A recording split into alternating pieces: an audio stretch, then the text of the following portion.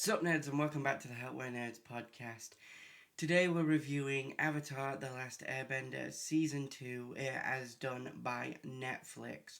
Now, if you're an Avatar The Last Airbender fan like me, you'll know this community is one of the most protective and passionate fandoms out there.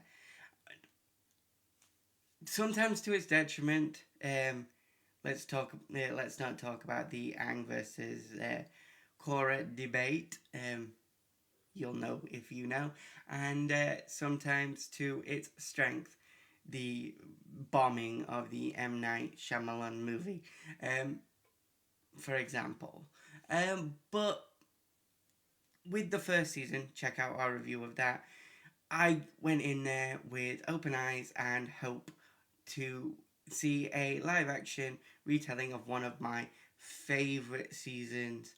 And while it did have some drawbacks, it did give me some things that I really did like. Again, check out the review that we did on that about 6 months ago, such as when they showed the slaughter of the Air Nation during Sozan's Comet. This did improve on some things. This season did improve on some things, but it also added new things that really pull my Avatar The Last Airbender fan heart and go, why? What were you hoping to achieve? Was this rage bait specifically to piss off lifelong fans? Are you specifically in one camp here? As we get through the review, you'll see what I mean, but there are things that really didn't make sense and felt specifically like they were put in to support someone's ships, to piss off Avatar fans, and to just go in a completely different direction because why not? And then there were some things that I thought were added and elevated the story uh, in a unique way as well. So we're gonna do it how we usually do on this channel when we do reviews. We're gonna start off with a spoiler-free review. So if you haven't seen the show or you're not sure whether to give it a watch because you watched the first season and you were a bit like, it's not really for me, but I'm not sure whether I want to try because Toph's my favourite character, um, then you can watch this spoiler-free part and then see if you'll go and click on, or and then we'll do a spoiler review where I dive deeper into my issues and my likes with the series, and then we'll close it out. So, with that being said, let's actually jump into the review and talk about what I thought didn't work and what did without spoilers.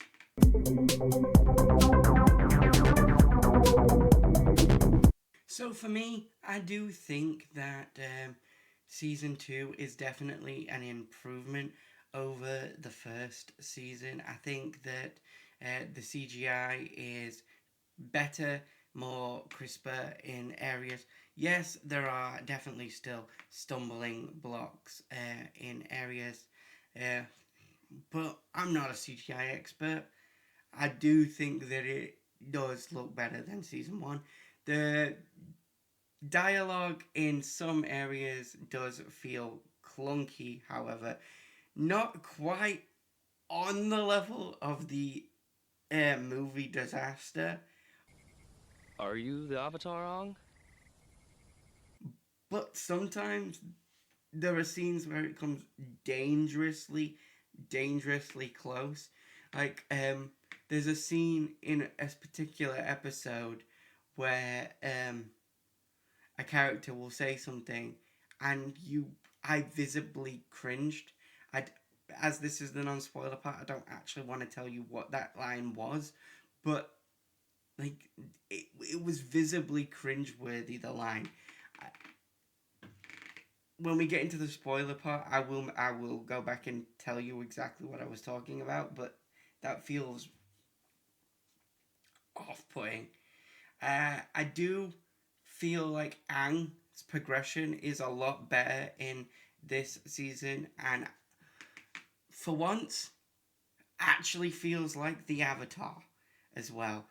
In season one of my biggest complaints was that Aang didn't waterbend the entire book, and the book was called The Book of Water, and we didn't see Aang waterbend.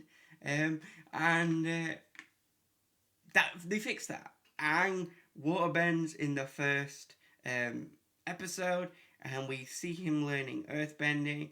Um, it's it's good. It does lead us to a problem that I have. The pacing is still a big issue.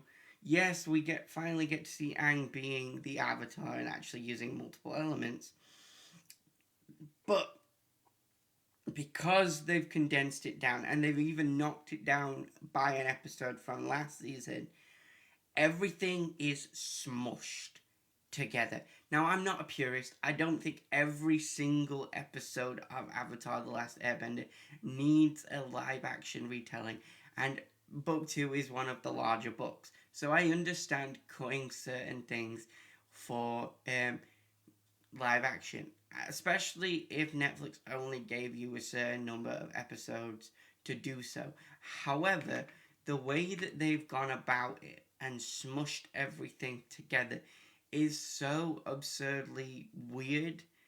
It doesn't make sense to me.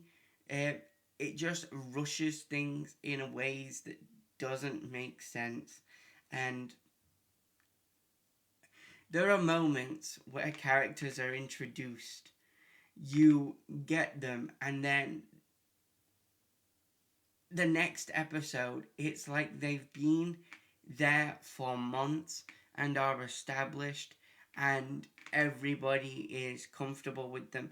Yet you, as an audience member, have had like one episode with them, so there is no breathing room between them joining up with the gang and them being a fully fledged member and everybody being cool with each other. It doesn't make any sense. The rush in everything that they've been doing is so obnoxiously obvious that character beats just don't work the way that they should, because you don't feel the weight of it, because by the time you've got from A to B, I don't feel the connection that I'm supposed to feel between these characters. That might just be me, but I do feel like it is a pacing issue. Um, and it's more arguably noticeable with Toph and Toph's integration into the group, specifically. As Toph joins the group and then is suddenly considered a friend by Katara, of all people, within like the next episode, and it just doesn't feel earned or warranted, because it's clearly implying that they've had adventures and done stuff off screen, and the golden rule is show, don't tell, and this is telling. You just bend their drinks into their faces? Well, I'm not gonna let anyone talk about my friend like that. Your friend? Yeah, Toph. Hurts to see this, because we see their bond in the animated series. Now, like I said, I don't mind cutting certain things. It makes sense. I get them cutting, for example, the first episode of the animated series where they go to the Earth Kingdom and the general tries to use Aang's avatar state to win the war outright. I get them cutting that episode. I get them not using that, and I get them having that out of there. It wasn't really necessary to convey things, but there are certain episodes that they cut that we'll get to in the spoiler section, which, why was that cut on the cutting room floor? It doesn't make sense. It needed to be there because it's an integral part of Aang's story. But that's by the by. For me, this season does pick up in the character department. Last season, the standout was Zuko, and I did like some of the portrayals of the actors, but Toph's actress feels like she did rip Toph out of the book. Despite the clunky dialogue in places, Toph's actress knew how to nail Toph. To me, she knew how to nail the confidence. She knew how to nail Toph's like brash attitude and I say what I mean, and I'm an earthbender. You're gonna deal with it type shit that Toph is. I liked the actress that played Toph. I thought she was spot on cast. Um, Coincidentally, I feel like a lot of people are going to disagree with this take, but I like how they're playing Azula in this season. I feel like showing her the way that she is throughout the season is really good. And I like her character development throughout the season as well. I just keep going back to the pacing as being the main issue for me. It really there is one other clunky thing, and it only really happens like occasionally. It's not a big spotlight, but in like the first episode, they're fighting the Fire Nation, uh, and everyone stops mid fight for Katara to correct Aang's waterbending. It just felt jarring and a little bit goofy. Thankfully, that's not a recurring issue. It's just something I noticed watching it, and I was a bit like, this feels like when the bad guys stop in Power Rangers to allow the Rangers to morph. Um, it was it was really weird, and I don't understand why the Fire Nation just stood there while she corrected his hand movement. I thought that was a bit of bad movement on the choreography side, but besides that, I do think that most of it has worked pretty well. Um, I get, I think what I'm trying to say is that I get that the show needs to do its own thing in places and trim the fat, but when they're trimming muscle and making up dialogue that is laughable even by the cartoon standards and using weird um, choreography, it does leave a weird taste in my mouth. While I'm not saying that I think all in all this was bad, it definitely was an improvement over season one. It definitely wasn't what I was expecting. I was hoping for a leap forward. That this just feels like they took one step forward and two steps back. If you know what I mean. But we're going to move on to spoilers now. So if you haven't seen it, then do turn off, and I will see you once you've seen it. So everybody knows that this is a beloved story. Everybody loves Avatar. Well, I assume everybody that's clicked on this video loves Avatar: The Last Airbender, or at least has some passion for it. And wants to enjoy the live action. I know that that's what I've been trying to do. I know I've had some criticisms and some issues with it, but I feel like we've all tried to give it a go.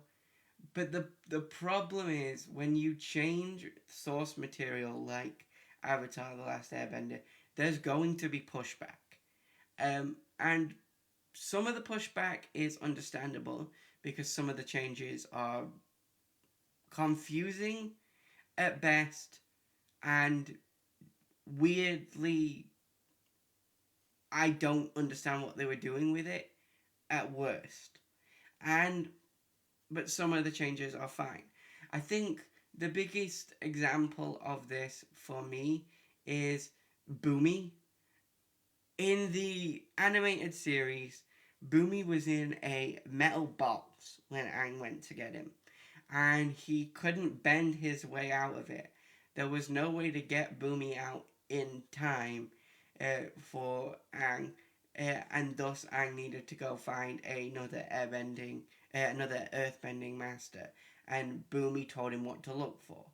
At least that's the way that I remember it. Correct me if I'm wrong in the comments. In this, they just put Boomy in a tower. Like, it's cool. It fits Boomy's eccentric behavior to want to stay in the tower. But it doesn't make sense that Boomy would just stay in the... I don't get it. I don't get this choice at all. It's one of those that he's imprisoned in a stone tower. He can still earthbend. It's like what they did in season 1, where they put the earthbenders in a earth prisoner camp, whereas in the animated show, they were on a metal ship. So that's why they had no power.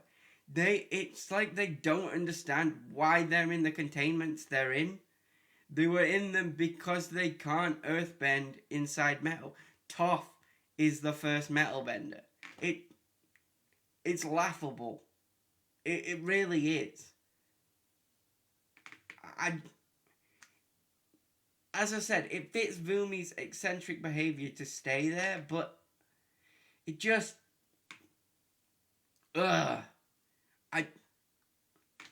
It makes the Fire Nation look incompetent, and then it makes you wonder how they were able to conquer half the world. Yeah, even Azula doesn't seem as intelligent in this version. Like, she's constantly, supposedly guessing what Ozai wants of her, but not at any point does it feel like she's actually guessing anything that Ozai wants. While we're on that, I don't mind the change between Ursa's ending in and stuff with the kids seeing Ursa being dragged off by Fire Nation guards. I don't think it changes what happened to Ursa. Yes, we saw her get dragged off by guards, but that's it. That's all we know. What I don't like is that Ozai seems to be nicer than in the animated series. He's still threatening in a way, but when he walked into that meeting and pointed out that he knew those guards were conspiring against him, Ozai in the animated series would have burnt them on principle. The Ozai in this live action just let them walk out with a demotion. It really did not feel like Ozai at all. And I don't get what their angle with Ozai is, especially him rescinding Zuko's banishment. In the animated series, that was a lie Azula told Zuzu to get him aboard her ship so she could have him attacked. Now, I might be being a bit cynical here, but the fact that they changed that kind of flips the dynamic and makes me feel like Azula's manipulation within the Fire Nation in Season 3, where she tells Ozai Zuko killed the Avatar, and that's what gets him back in Ozai's good graces, doesn't have as much weight and give Azula as much power over Zuko, because Ozai already rescinded the banishment. Ozai already wanted Zuko back in Fire Nation territory. So why would she need to give Zuko the accolades of killing the Avatar? She wouldn't. And this version of Azula wouldn't give Zuko the accolades. She'd take them for herself because that would put her, in her mind, above Zuko in the eyes of her father. It fundamentally shifts things, and it's stupid. and I know I've jumped ahead a little bit, but like that, it was something that was really bothering me, and I really need other people to tell me that I'm justified in this, because that that change there, just that one change of Ozai sending Azula to go get Zuko, is so laughably stupid that I don't understand what the writers at Netflix were thinking, because now Azula has no power over Zuko in season 3 because Ozai already asked for him back. The only reason Azula had any power over Zuko in the Fire Nation arc in book 3 was because she told Ozai Zuko killed the Avatar, and that if the Avatar showed back up, it would show that Zuko did not kill the Avatar and thus lied to the Fire Lord and was incompetent. It would mean the blame solely rested on Zuko's shoulders. That manipulation was key in Azula's strategy. However, it's fundamentally useless now. I, I don't know. Small changes don't bother me, but big changes like that really do. And that is something that I really can't get behind. One of the small changes that I'm talking about is like Aang learning healing. It's something we didn't actually see him learn in the animated series, and I actually really like this change, as I feel like it's a continuation of the plotline with Katara and Poku, as water bending was split by gender. Women healed, men fought, and then Katara broke down that barrier and learned to fight and heal both at the same time. So Katara teaching Aang to heal also continues that story beat, because now a man has learned to heal, and I do feel like it continues that storyline and carries those themes from book 1 into book 2. So I do think it's a nice moment. It also shows Aang's pacifism a little bit earlier on. Something that I do think that the animated series didn't really hint at too well. It's the one thing that the animated series kind of missed. This is my personal opinion on this. I love the animated series, but the pacifism of not wanting to kill the Fire Lord did feel like it came out of left field, seeing as though Aang did. I know they say he surrendered to the Water Spirit, and it was the Water Spirit that did it, but Aang did kill all the Fire Nation soldiers in the north. He then killed those bugs in the desert when Appa got stolen, and was about to murk the Sandbenders, all because of Appa's kidnap. Um, Not to mention the countless Earth Kingdom and Fire Nation soldiers that Aang and the gang took out. Now, it's not said that they're dead, but they were blasted off of ships into water, and stuff like that. So it's implied that at least something bad happened to them. And then that came out of left field. I do feel like this laid the groundwork a little bit better, with Aang being a bit scared that he killed the serpent and Katara teaching him to heal. Then other things about Aang not wanting to kill in other areas as well. And the conversation he had with Sokka about not wanting to kill, and the fact that he hated the fact that he did kill when he was the Koye blue spirit fish from the Northern Temple. That I feel works a lot better, and sets up the eventual I don't want to kill the Fire Lord a lot better than the animated series does. And it's one of the only things that I think the live action has done that I would argue is slightly better than the animated series, in my opinion.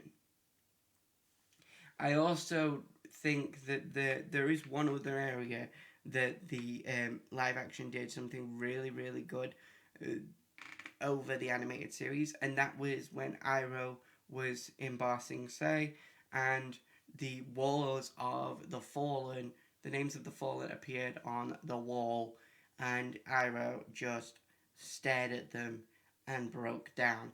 Now, I know we didn't get him singing "Leaves from the Vine." They did play it over the top when he put Liu Tang's portrait by the paint it by the tree. But I really loved that added scene of Iroh having to stare down every single name that he would have caused the death of, while staring at the wounds of the Fire Nation's attack and every single wound that he caused through his invasion of Ba Sing Se. It, it felt something to me. I also liked that he joined the White Lotus while in Ba Sing Se, rather than it being he was already a member. Uh, it feels better to me. I know some people didn't like that, but I did, and I liked the thing that Liu Ten's death was partially because of John John's desertion.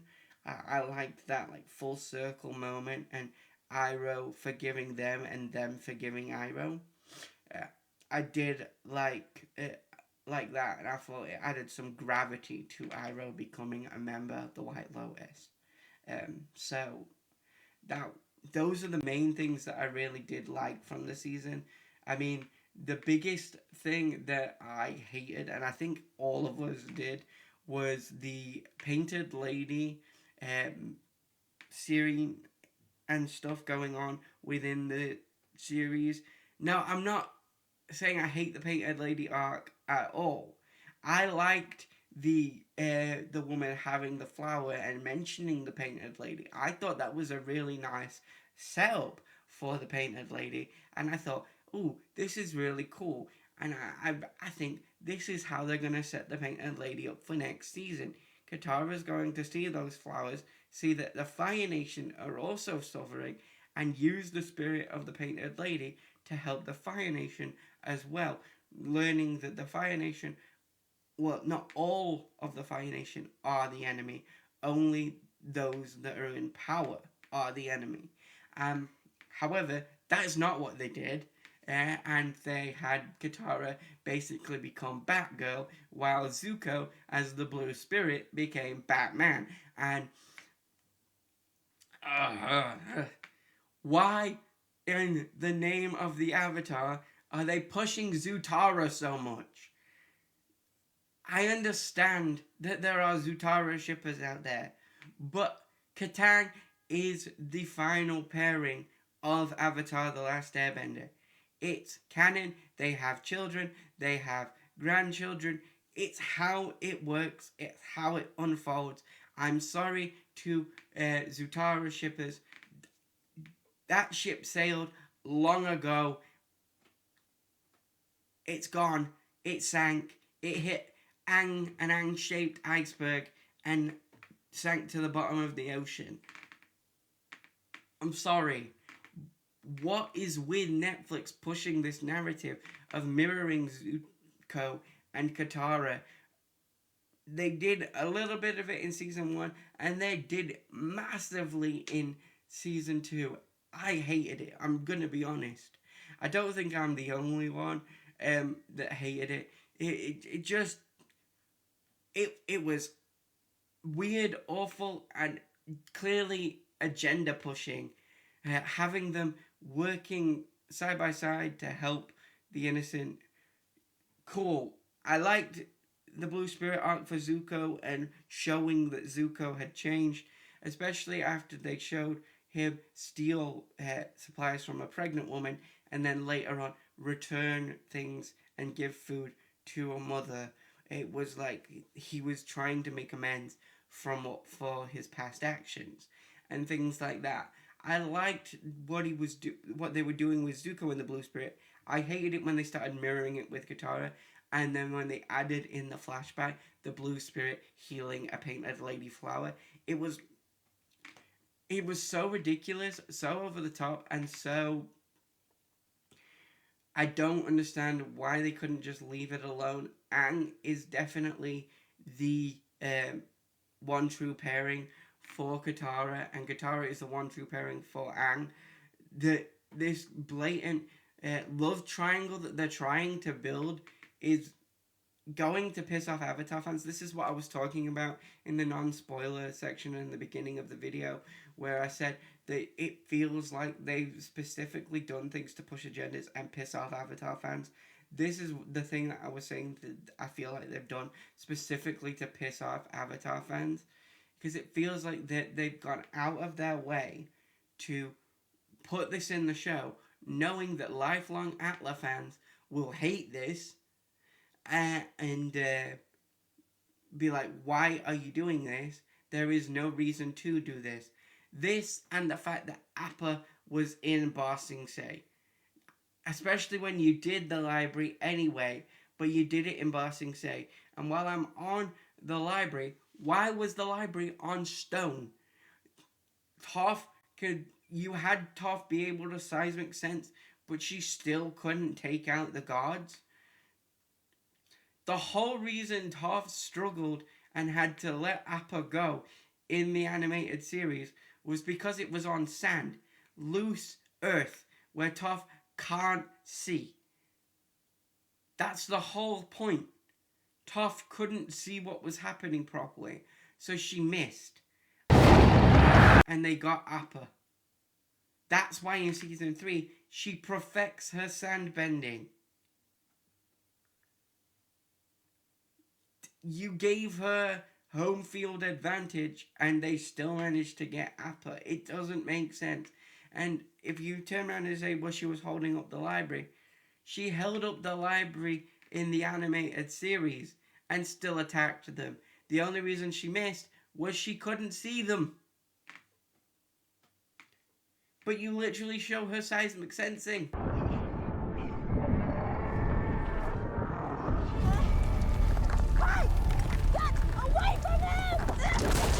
It doesn't make sense.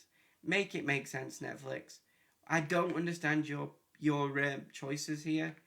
You have her battle the boulder on sand. Yes, you can say that there was earth underneath, but you have her battle the boulder on sand and be able to seismic sense because of the earth underneath.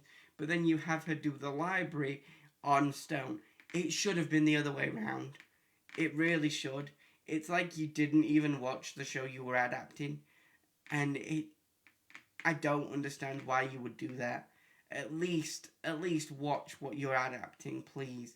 People, if you're going to adapt something, especially something as beloved as this, watch it first, because then you won't make these silly mistakes. It is just silly mistakes.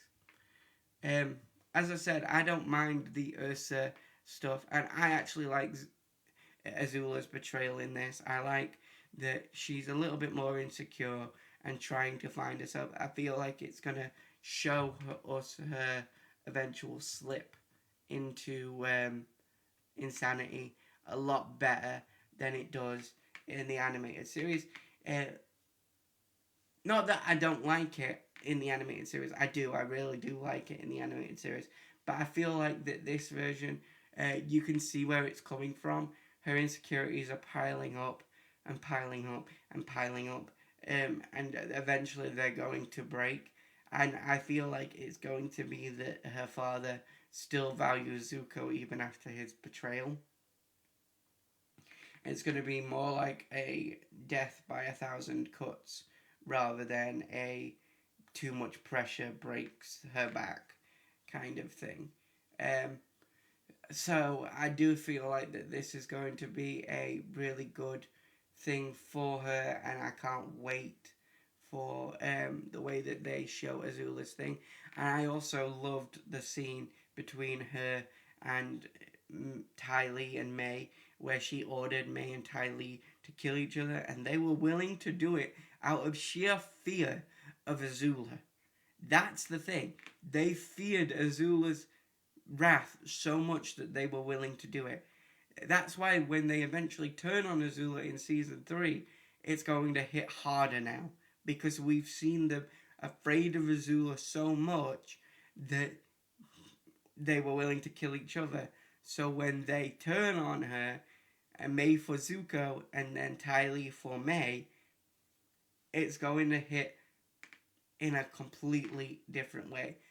But while we're on the theme of characterization, Aang's characterization, if anime Aang saw live action Aang, he would go into the avatar state so fast, my head would be off my body, because he would be channeling the rage of Kyoshi to end that motherfucker, because no one gets to speak to his Katara like that. He even had a heart-to-heart with Appa, where he was going to apologize, and then continued to be an asshole. This was before he lost Appa. Well, after he lost Appa, it was a little bit more understandable, because he was dealing with that emotions, and we see this a similar scenario in the animated series. But this was before that.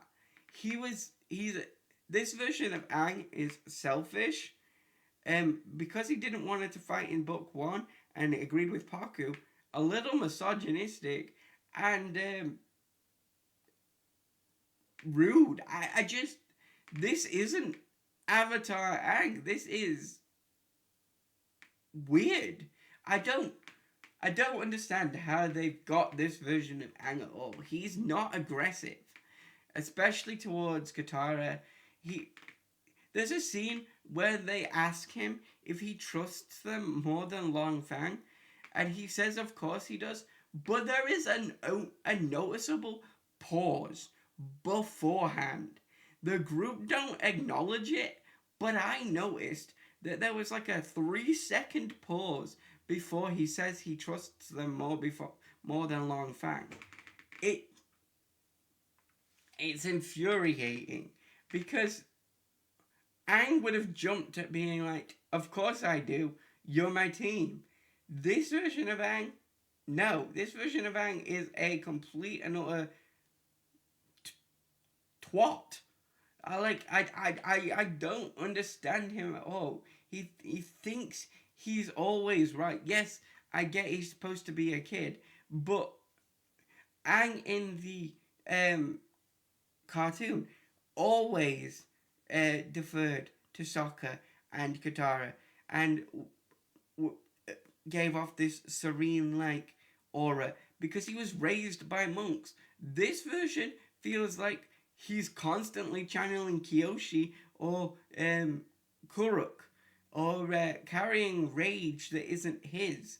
It just doesn't feel like Aang, and it definitely doesn't feel like the Aang we got in season 1. This one just feels like a more aggressive version of Aang, and yeah, he can get bad-tempered at times, but he would never, ever be that rude and yell at Katara for helping people. Like, that isn't Aang. In the Painted Lady arc in season 3, when Katara tells Aang that she was the Painted Lady and helping people, Sokka got a little bit mad because they were Fire Nation. But Aang was visibly proud of her and told her that he thought it was awesome. This version of Aang told her that she wasn't there for him, which is just self-centered and not like Aang or the Airmad way. It just doesn't fit Aang's character at all. They cut a very, very, very important episode. They cut the Guru Patik episode. However, life is messy, and things tend to fall in the creek. And then what happens? The creek can't flow?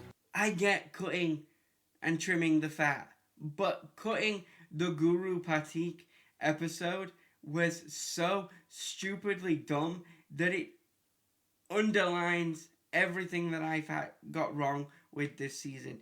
Guru Patik is so important to Aang's journey and Aang learning to become the Avatar, that cutting it feels so bad that I don't know what they're going to do.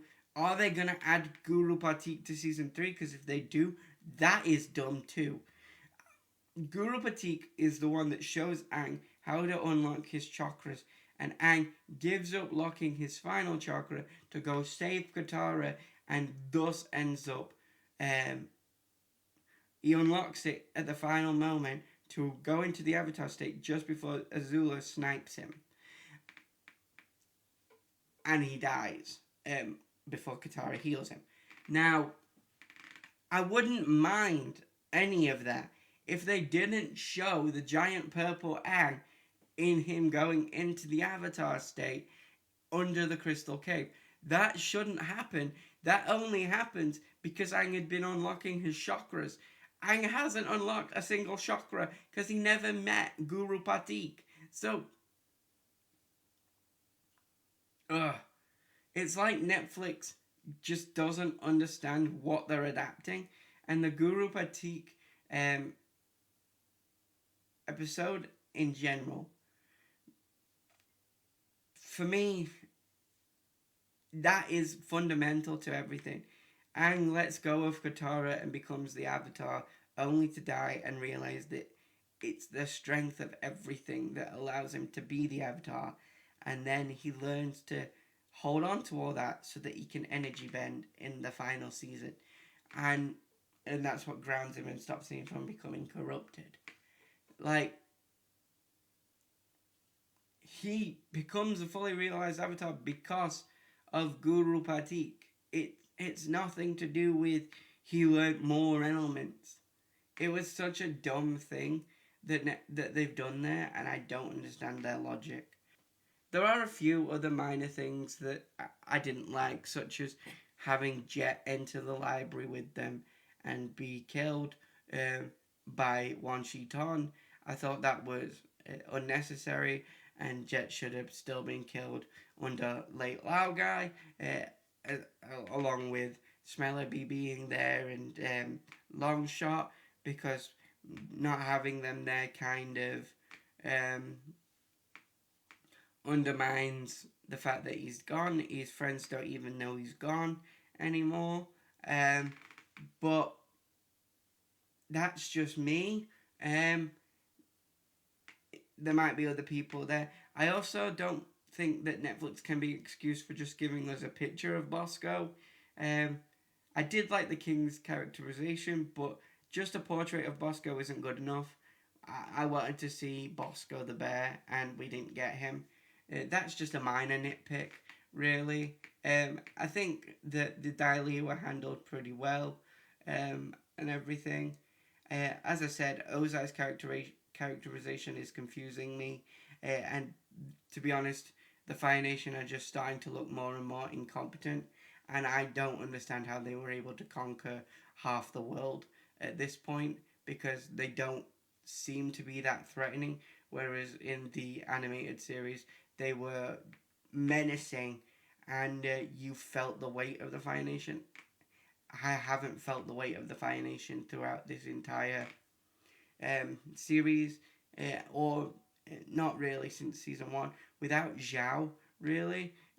Yes, Azula is there, and Azula is powerful, but Azula being the only threat, really, means that there wasn't anything else. In the animated series, we saw them get into skirmishes with other Fire Nation soldiers. Because we haven't had that, it doesn't really fit.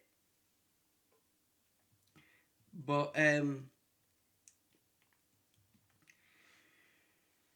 do feel like for me that this season was, as I said, a slight improvement over the first visually. I just think that there were some decisions made that have dragged it down, and I don't really know what they're gonna do for season 3 to bring it back to what it needs to be, and give us what we deserve. They've got a lot to fit in for season 3. They've got the Day of Black Sun. They've got Sozin's Comet. We haven't really seen Aang and Roku speak to each other. I think they had their conversation in season 1, but that's about it. And I'm hoping that we get a little bit more, especially seeing as though we need Zuko's connection to the Avatar cycle and Roku in particular, and everything. We need the fight. We need the Sun Warriors. There's a lot to do in season 3, and with the pacing of this and everything that they've changed or added to this one being what it is, I am worried for season 3. I'll be back with final thoughts in just a second as I collect myself. But that's everything that spoilery that I can think of off the top of my dome that I didn't like or liked or thought was good or not good or didn't fit. So final thoughts. I can see potential in this show. I can see what they could do with it. As I said, I am worried. There is so much to do in the next season, and they've shown time and time again with season 1 and this season that they don't understand how to pace this show at all. So I am worried. But they did give us noticeable improvements in acting quality, in CGI, in some of the dialogue, in some of the action set pieces. So, and in some of the story choices that they did, such as the Wall of the Fallen, and the characterization of Toph, and the choices that were made with Ozai and Ursa's backstory together, with Ursa trying to take the kids as when they were young. I liked that, and things like that. I also liked that everything wasn't as cut and dry as it seemed to be, and Aang learned that. But that comes from the animated series, not from this. But I am, as I said, mainly worried. Yes, there's promise, but there's also a lot of frustration. A lot of frustration. There is so much they could have done right that they didn't. And they need to get off the Zutara train. They need to. It's not gonna happen, and if they make it happen, then they've just fundamentally changed the story, and people will not be happy with it.